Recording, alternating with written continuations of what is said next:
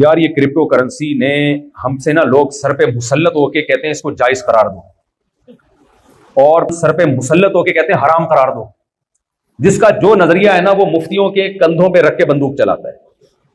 میں نے پہلے بڑے بڑے ماہرین جو کرپٹو کرنسی کے ماہرین تھے ان سے تحقیقات کی، بہت ریسرچ کی جو میرے بس میں تھی، اس کے بعد میں نے فتویٰ دیا کہ یہ جائز ہے۔ پھر ایک اور سائے یورپ سے، انہوں نے بڑی لمبی بحث ہوئی ہماری ان کے ساتھ، انہوں نے کہا آپ نے کیسے کہہ دیا کہ یہ جائز ہے؟ انہوں نے کچھ فالٹ بتائے جو بڑے جینین تھے، تو میں نے کہا میں تو بھائی اپنی جو ہماری ٹوٹی پھوٹی ریسرچ کے مطابق ہم نے بات کی تھی، تو میں نے پھر یہ نہیں کہا کہ ناجائز ہے، میں نے اس جائز والے فتوے سے رجوع کیا۔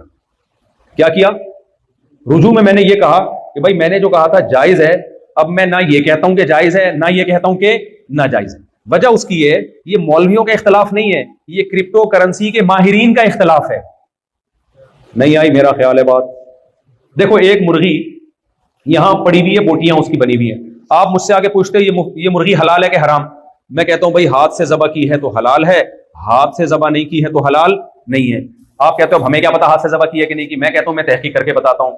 میں نے 4 آدمی بلائے، چلے لگے ہوئے، 4 مہینے لگے ہوئے، میں نے کہا ہاتھ سے ذبح کی ہے، وہ کہہ رہے ہیں ہاتھ سے ذبح کی ہے، میں نے فتویٰ دے دیا حلال۔ 8 آدمی آئے، انہوں نے بولا بھائی جھوٹ بول رہے ہیں، ہاتھ سے ذبح نہیں کی ہے، مشین سے جھٹکے دے کے گلا گھونٹ کے مارا ہے۔ تو میں کیا کہوں گا بھائی؟ وہ بھی 4 مہینے لگا کے آئے ہوئے ہیں، وہ 8 مہینے والے کیا کہہ رہے ہیں؟ تو میں کنفیوز ہوں گا کہ نہیں ہوں گا؟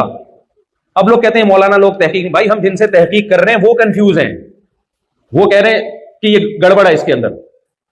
تو اب میں بولوں گا بھائی میں اگر یہ ہاتھ سے ذبح کی ہے تو حلال ہے، ہاتھ سے ذبح نہیں کی ہے تو حلال نہیں ہے۔ اب کی ہے کہ نہیں کی، تمہیں جس پر اعتماد ہے تم اس کی رائے پر عمل کرو، یہی کہیں گے نا۔ تو یہ جو کرپٹو کرنسی کے ماہرین ہیں ان کی باتوں میں ہمیں بہت تضاد لگتا ہے، اور پھر ان میں مسئلہ یہ ہے کہ جس کا کرپٹو کرنسی کا اپنا بزنس ہے وہ ہمارے سر پہ سوار ہو کے بولتا ہے اس کو حلال قرار دو کسی بھی طریقے سے، اور جس کا اپنا بزنس نہیں ہے وہ کہتے ہیں کیسے حلال قرار دے رہے ہو آپ؟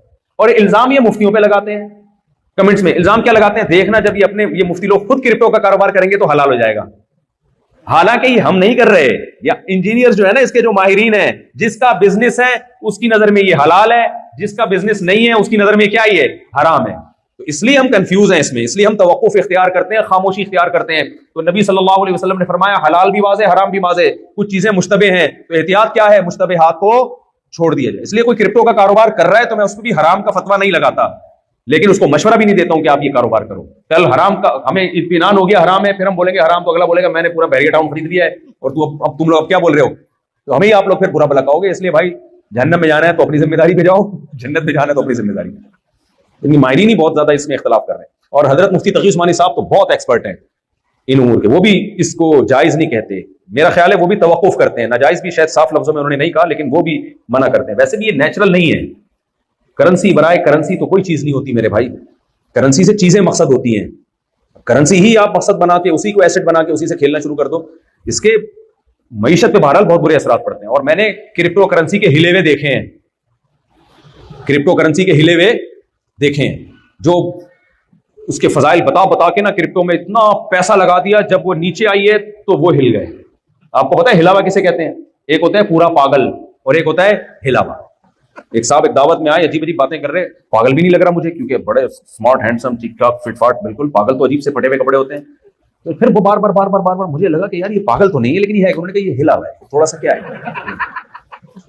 تھوڑا سا ہلا۔ میں نے کہا کیسے ہلا؟ کون کس نے ہلایا؟ اس نے کہا کرپٹو کرنسی نے ہلایا، اتنا پیسہ اس نے اس میں تھوک دیا تھا، اس کے بعد وہ دڑام سے نیچے آئی ہے تو اوپر سے تھوڑا سا کیا ہو گیا۔ اور پاگل تھوڑا بھی بہت ہوتا ہے، پاگل میں تھوڑا نہیں ہوتا۔ تو ایسا نہ ہو کہ تم بھی پھینک دو بھائی، اعتدال سے رہو۔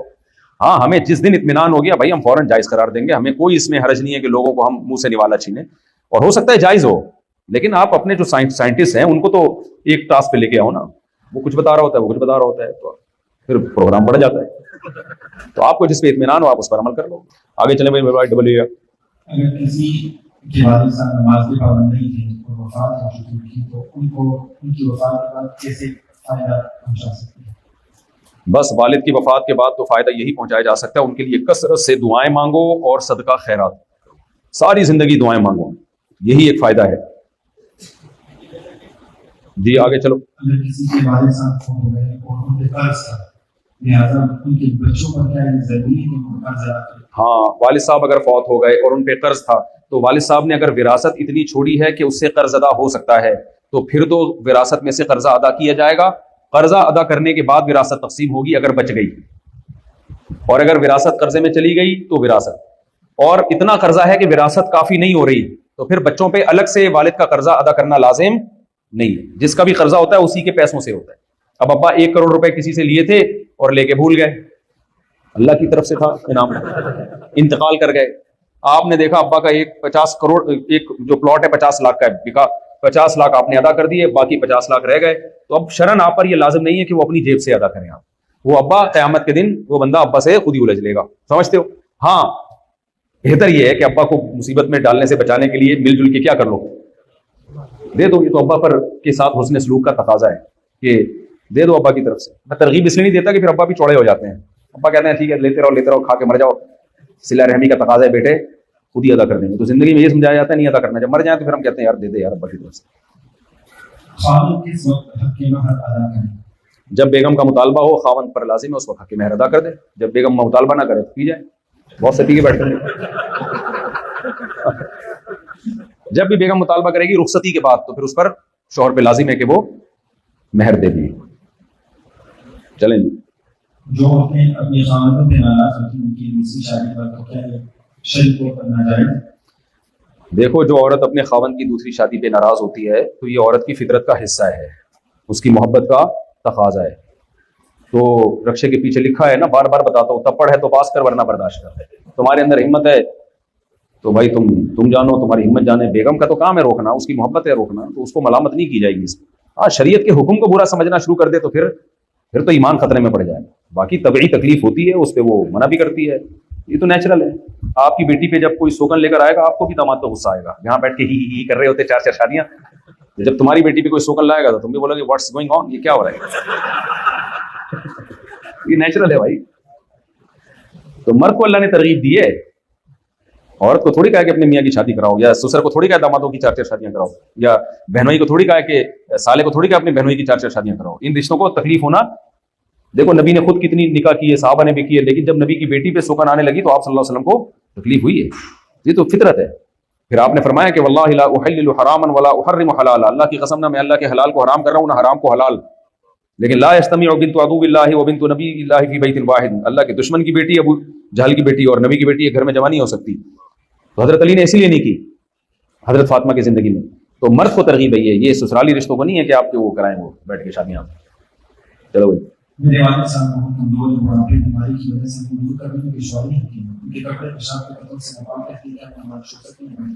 دیکھو والد صاحب بڑھاپے میں وضو نہیں کر سکتے, پیشاب کے قطروں سے کپڑے ناپاک رہتے ہیں. یہی تو والد کی خدمت ہے کہ آپ ان کے کپڑے پاک کریں, آپ ان کو استنجا کرائیں اور آپ ان کو وضو کرائیں. ایسی صورت میں 2 نمازیں اکٹھی بھی پڑھی جا سکتی ہیں, لیکن اکٹھی کا مطلب جیسے حدیث میں آتا ہے کہ نبی نے ظہر کو مؤخر کیا اور عصر کو مقدم کیا. اس طرح سے 2 نمازیں اکٹھی ہیں احادیث میں. حضرت عبداللہ بن عباس نے اسی طرح کیا تھا. جابر بن زید عبداللہ بن عباس کے شاگرد ہیں, وہ یہی بتاتے ہیں کہ اس طرح اس کو ظہر. اب کیا کرنا ہے کہ شافی وقت میں جو عصر کا وقت شروع ہوتا ہے نا, جیسے یہاں 4:52 پہ عصر کا وقت شروع ہو رہا تھا آج, یا 53 فرض کر لو 53 منٹ پہ, تو آپ نے کیا کیا, ابا کو 4:45 پہ آپ نے کیا کیا, ان کے کپڑے تبدیل کرا دیے. ٹھیک ہے نا, ایک نماز کے لیے الگ کپڑا رکھو ان کے لیے, اور ان کو وضو کرا دیا. وضو کر کے انہوں نے ظہر کی نماز پڑھی. جیسے ہی تھوڑی دیر میں 4:53 ہوئے, عصر کا وقت داخل ہو کے فوراً کیا پڑھا دی, عصر پڑھا دی. تو ایک ہی وضو میں 2 نمازیں ہو گئی, ایک ہی لباس میں 2 نمازیں. اس کے بعد کپڑا چاہو تو چینج کر دو, یا 1-2 قطرے اگر پیشاب کے لگ جائیں تو اس سے کپڑے زیادہ ناپاک نہیں ہوتے, تھوڑی بہت نجاست معاف ہے. پھر مغرب میں بھی ایسے ہی کرو, مغرب کے وقت کو لے جاؤ عشاء کے قریب. آج کل تو نقشے ہیں اس میں دیکھ لو عشاء کا وقت کب داخل ہو رہا ہے, تو اس میں بھی اول وقت عشاء کا. عشاء کے بھی 2 وقت ہیں, ایک جب سرخی غائب ہوتی ہے غروب آفتاب کی جگہ, اور ایک جب سفیدی غائب ہوتی ہے. جو سرخی غائب جو ہوتی ہے وہ وقت پہلے ہوتا ہے, نقشوں میں عام طور پہ دیر والا وقت لکھا ہوتا ہے, تو یہاں بھی اول وقت جس کو شفق احمر کہتے ہیں. تو اس وقت میں آپ نے کیا کرنا ہے, جیسے فرض کرو کہ بھائی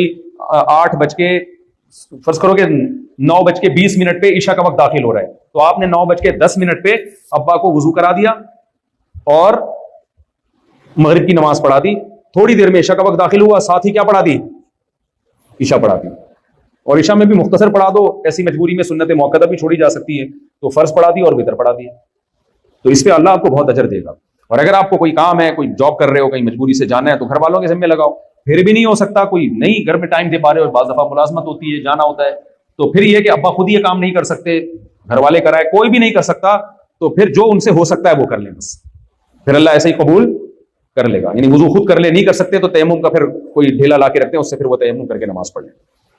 چلیں جی, لیکن نماز معاف نہیں ہے, یہ ذہن میں رکھنا, اور وقت ہی پڑھی جائے گی. ان الصلاۃ کانت علی المؤمنین کتابا موقوتا, نماز مومنین پر مقررہ اوقات میں فرض ہے. کوئی صحیح حدیث اس پر ثابت نہیں ہے کہ نبی نے ظہر کے وقت میں عصر کی نماز پڑھی ہے, کوئی ایک بھی صحیح حدیث اس پر نہیں ہے.